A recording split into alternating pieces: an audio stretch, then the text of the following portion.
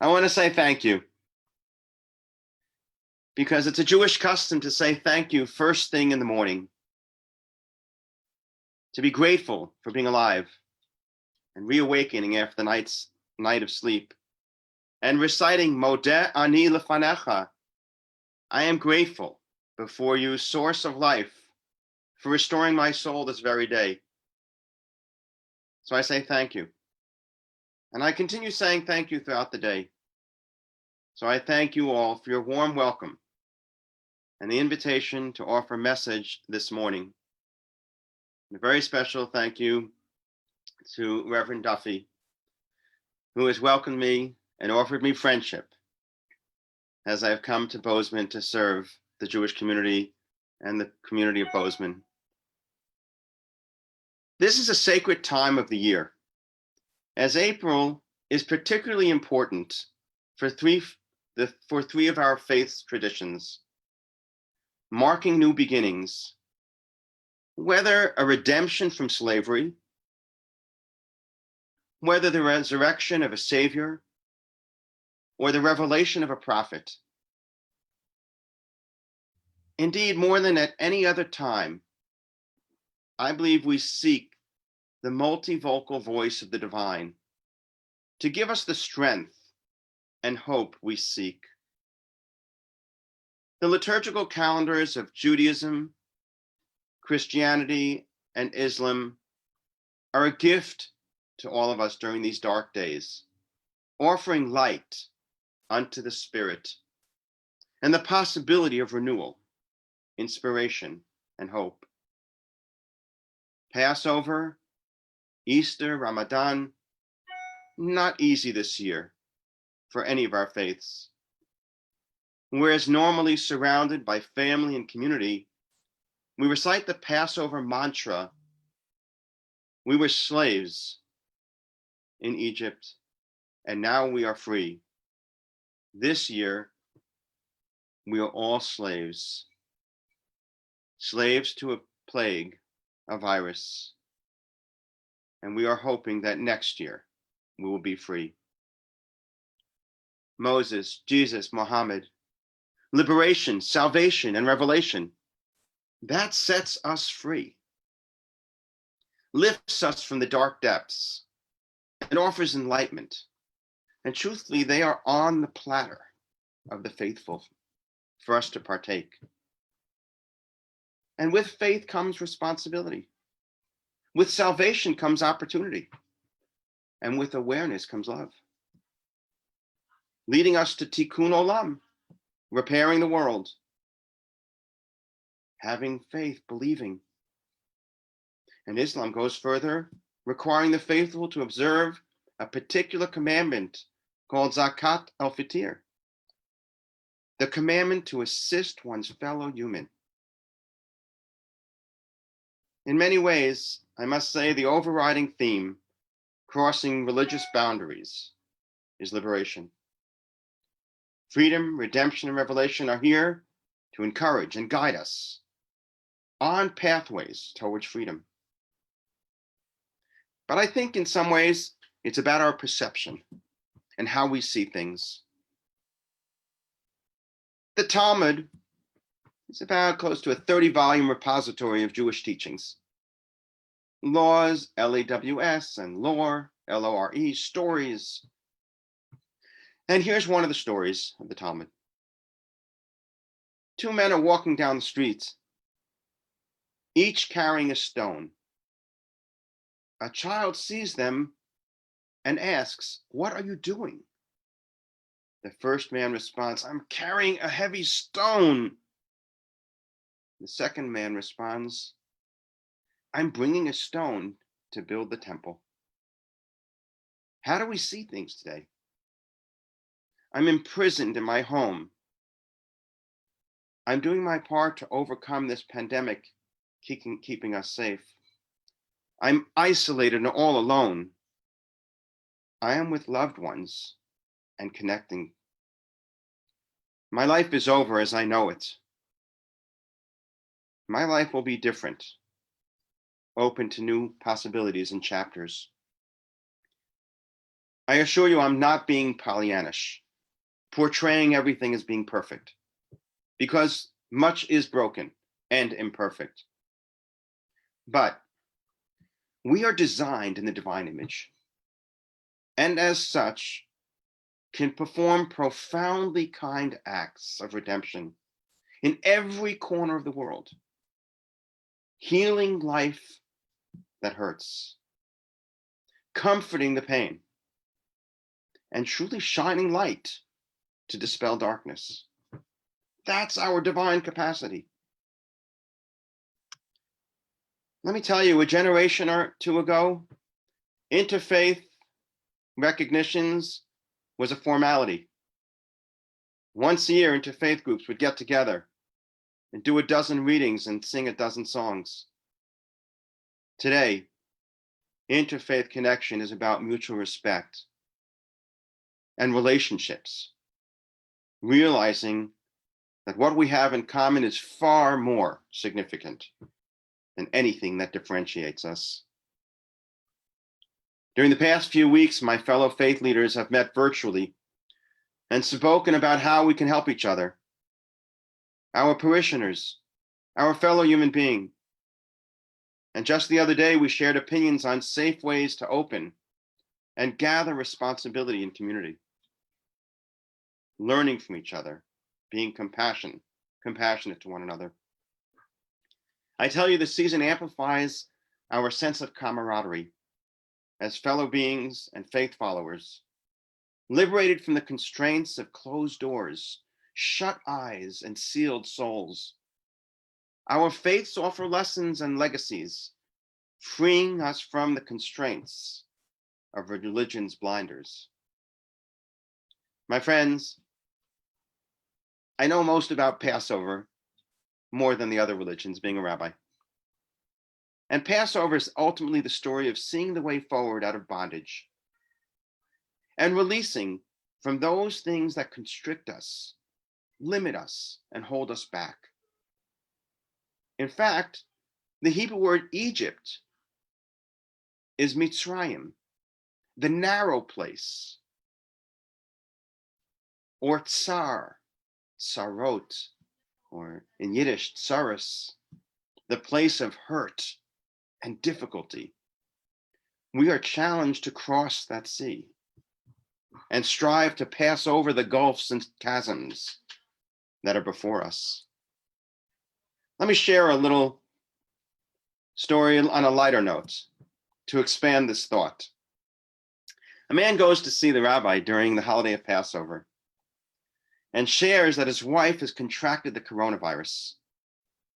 While she is stable, she is in the hospital. Rabbi, he says, please tell me, since it is Passover, what food do you recommend I offer my wife? The rabbi takes a moment and responds, matzah. The man smiles and says, Rabbi, you are truly wise. Of course you suggest matzah, for it is the bread of affliction, and my wife has been afflicted with this virus. And it is the bread of freedom, and we want her to be free of the virus. The rabbi speaks up and says, no, that's not it. I suggested matzah because it will slide easily underneath the hospital room doorway. Now I tell you this story. You're saying, well, Rabbi, why are you telling me this story? Because we are to always be looking at our traditions, attuned to what is both ancient and what is contemporary. Believe me, our traditions have not been handed down for more than just preservation or maintenance. We inherit our religious legacies to enhance life, to bring meaning, to develop spiritual awareness, and to bestow blessing. That's why we have these religious legacies. Our task is to partner and to unpack our respective religious callings and gifts to reveal fresh meaning, liberate the legends of the books, resurrect the lessons from bare words, and reveal the meaning from prophetic malaise. Allow me to make a couple of references in particular to Passover. Matzah is described as the bread of affliction. Many are familiar with that. It's also called the bread of freedom. Many people know that. It's the same exact little flat, cardboard piece of bread. And it is called either the bread of affliction or slavery or the bread of freedom. As I said earlier, it depends how you see things. It can be the bread of slavery or the bread of promise. But we eat the matzah to augment the story of the Exodus. A very common explanation offered for why matzah is included is that the Israelites were expelled from Egypt so quickly that there wasn't any time for the dough to rise. However, if we read the Old Testament verses carefully, we'll note that God tells Moses to tell the people to eat the Passover meal with their loins girded, quote, their shoes on their feet, and their staves in their hands. Now, that's not a people rushing out of Dodge unprepared. That is a community packed up for a journey, ready, willing, and eager to go forward. So why didn't they think to start rising the dough if they were going to so prepared to leave Egypt? There's a body of Jewish literature called Midrash. Commentary, discussion, insight, a variety of opinions. The Midrash says here that the people were about to embark on a journey with matzah. And that perspective was not simply an after-the-fact concession to unexpectedly exit Egypt. Matzah is in fact the kind of food that travelers embarking on a long journey would plan to take with them. Bread that is leavened or sweetened would mold quickly. Matzah, on the other hand, and I don't mean this facetiously, will last forever. I mean, it really, really does. You can last from year to year. Nothing can go bad with matzah. There was actually forethought in the packing of matzah. Now matzah becomes the bread of preparation, the bread of the future. I read once that our responsibility as we live life and experience the unfolding of time is to emulate the Almighty, the Holy One, who created many worlds that were destroyed along the way. And each time the source of life created something anew. As it says in Genesis, the words expressed were, "Behold, it is very good indeed." We too must be open to new chapters, new levels of liberation, as so many are saying, open to the new normal. And so I conclude with a thought that we infuse a spiritual sense of liberation into our lives, not feel a sense of imprisonment, but to allow ourselves to perceive our journey of liberation and share a prayer to lead us in that direction. May the one who blessed our ancestors, Abraham, Isaac, and Jacob, Sarah, Rebecca, Rachel, and Leah, Jesus and the disciples, Muhammad and the companions, bless and heal all those who are ill. Please watch over the caregivers, responders, and our brothers and sisters around the globe who are sheltering in place, yearning to go forth and know normalcy and good health. May the source of life and holiness, the fount of blessings, shower abundant mercies upon us, fulfilling our dreams of well-being, strength of soul, with empowerment to do good. Merciful One, liberate, restore, enliven, and enlighten. Bring these blessings from the heavenly realms, from all sources, to our lives speedily, without delay, and let us say, Amen.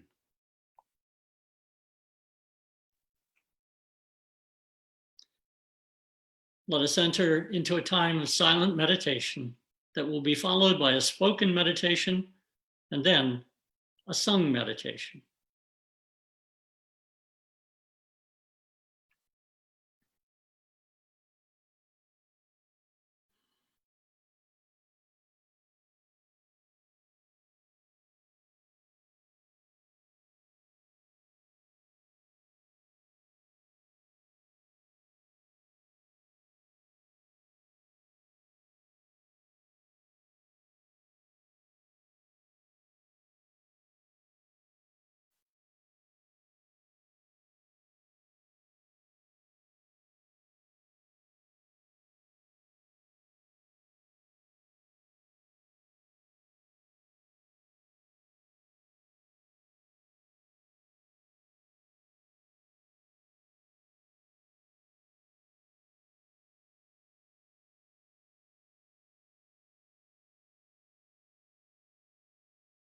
In ancient times, they said, Dayenu. It would have been enough to have been spared after the plagues. It would have been enough to have been freed of slavery. It would have been enough to have had food in the desert. Now we question, when will it be enough again? Dayenu. Will it be enough to stay home? Will it be enough if we are deemed essential as we are made to work? Will it be enough to wear a mask as we go to the grocery, to the office, to the gas station? Will it be enough to keep us well in the midst of plague that has not passed over? Now we wonder, worry, wish for answers. Dayenu. It would have been enough. It will be enough again. If the story of Passover is told and teaches us how to live in this time, it will be enough. If the stories of our ancestors bring us hope for tomorrow, it will be enough. If we join together in remembering that we all come from people who have survived again and again, it will be enough this year, as it is each and every year. Dayenu. It will be enough that we are together today.